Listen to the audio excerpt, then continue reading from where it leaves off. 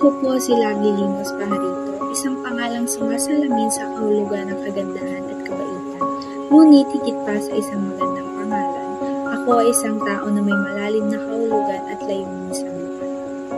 Ako ay isang individual na patuloy na naghahanap ng kanyang sarili sa gitna ng malawak at komplikadong daigdig.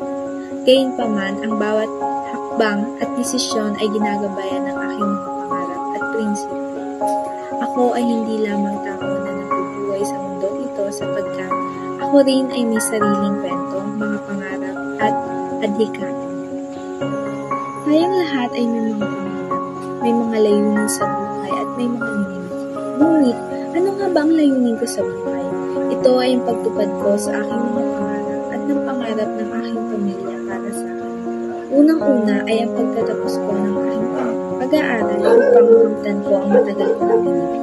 Ang aking layunin sa buhay ay napakarami, ngunit ang pinaka-importante ay matupad ko ang mga minipiti ng aking pamilya para sa akin at matulungan ko sila sa pamamagitan ng unti-unti kong pag-abot ng aking buhay.